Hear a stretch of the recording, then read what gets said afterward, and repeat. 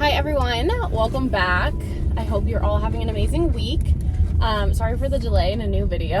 I feel like that I'm saying that all the time, but all of us have busy lives, and if you have kids, you know, because there are many times I can't film with them. So anyway, today I wanted to talk a little bit about what place in DR would be strategically best to invest in property and why, and then down to like our preference as well. If you're new here, quick little refresh. My husband and I moved from the Dominican Republic to the US 3.5 years ago.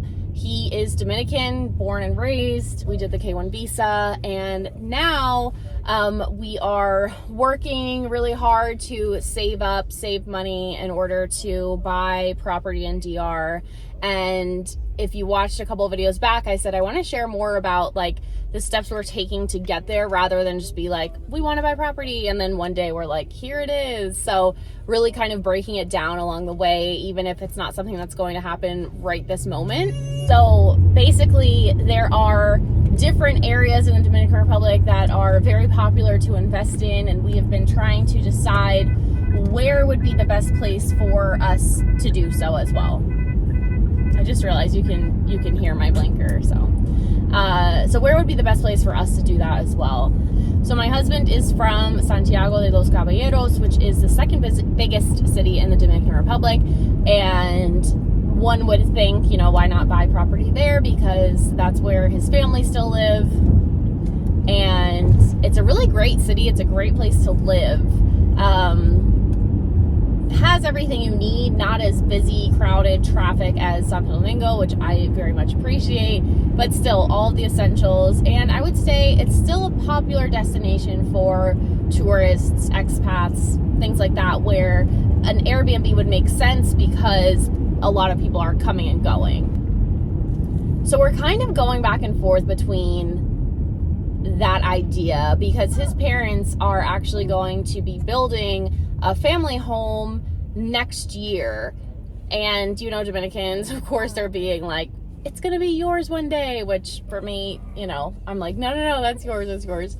But when we go to DR, we always just stay with them.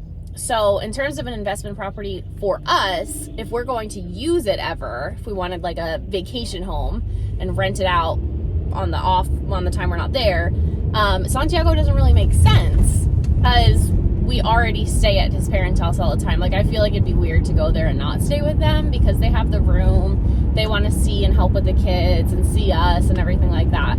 So if we're looking at an Airbnb from purely, or an investment property from purely an investment standpoint, and not us being able to use it as well, I do think that we would buy in Santiago.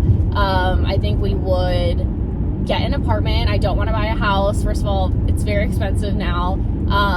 But an apartment, probably like near the center of the city, a good location. We rent it out. Unfortunately, there you could do a long-term rental, but you're not going to make nearly as much money as if you did an Airbnb, just because the prices of long-term rentals are way less than, a nightly Airbnb rate. Not that we would like price gouge or anything like that. So we're kind of going between, like I said, Santiago for those reasons. But where I kind of feel like I want to invest, and hopefully we'll be able to buy multiple properties so we can do both. But for the first one, I kind of want a place where we can come and go and enjoy it ourselves as well. Especially while the kids are young, I feel like it would be so worthwhile to do that. So that brings us to my top choice, if we're looking at it from that standpoint, where somewhere where we can make a profit and also use it and enjoy it ourselves. My top choice would be Samana or Las Terrenas, somewhere on the northeast coast. The beaches are beautiful. The landscape is beautiful. You have a mix of ocean and mountain, which is amazing. Like, best of both worlds, in my opinion. It's a, chill location. I probably wouldn't want to live there full time, because I've been doing some thinking. And with kids, there's only a couple international schools. There are some cool kind of co-ops, which would be an option, but there's no big hospital. There's no movie theater. There's no mall. There's no big grocery store, like for all the bigger items or bulk items. On the surface, you're like, that's fine. I don't need any of that. But when you have a family, I feel like you do need to think about those things, especially things like a hospital. However, I think I would really enjoy that area as somewhere that we go for a month to 3 months, something like that, and enjoy the time, the beach, and it's not something that we're like permanently there. And the Airbnb options are amazing there because it's full of tourists and expats and a very popular vacation destination. So if you're thinking of profit, that would be a smart choice. Unfortunately, it is very popular now. It's just exploded, especially with Europeans. I feel like, not just, but I've seen it pop up in some like European publications. So as like a really good place to retire to. So it's a cool international community, but it is very expensive now. We're looking at land that's on the beach, and unfortunately those prices have just like skyrocketed. So kind of depressing, but we could still find something, just maybe not like beachfront, or not beachfront on one of the popular busy beaches. So I'm kind of leaning towards that in terms of an investment property that we can also enjoy.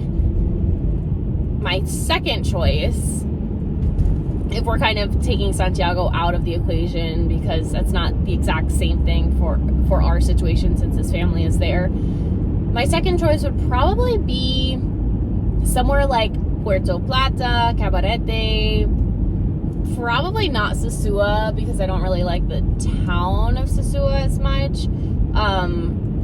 Cabarete I really like, even though it's definitely like small town vibes. So is Las Arenas for sure. But I think it has all of the basic, must-haves. And like I said, with Samana, it's a popular destination for tourists, expats. It has one of the best kite surfing beaches. So you have people from all over the world going there. I've had friends go for Airbnbs or also like month-long rentals, and I'm always surprised how much the prices have gone up. I'm like, was not expecting that. So that's probably my second choice, somewhere on the north coast. I personally, I don't know. Even though Las Arenas is about 3.5 hours away from Santiago, that just seems so much more doable in my head than like Punta Cana or La Romana. Anything like southeast, that's getting into like 4.5 hours with traffic and all of that. And I think if we were there for an extended period, we would want to be able to use the house, but then also come and go from Santiago, because that's where our friends and family are. So to me, probably not an option. And we're not huge fans of Punta Cana. Although it is a great place to invest if you like the resort atmosphere, if you like, being around a bunch of different type of people. I don't know. I think if we did anything in Punta Cana, we would just go to a resort for fun, not an investment property. Although if you have been to Punta Cana and you like it, I would highly recommend looking into some of the communities that they're building, because I know people that have bought homes, condos, apartments that are a snack. You just had one. This kid eats all day, which I guess is the goal. And they were very affordable, and they're very nice. They're modern. They look very visually pleasing. So if you do like that area, there are a lot of options for you there. The other thing is, if let's say I got an Airbnb or a property in Jarabacoa. You guys know I love Jarabacoa. I lived there for a year, and it's one of my favorite cities. It's just so peaceful, so beautiful, great temperature, like climate, lovely people, just it's great. No beach though. So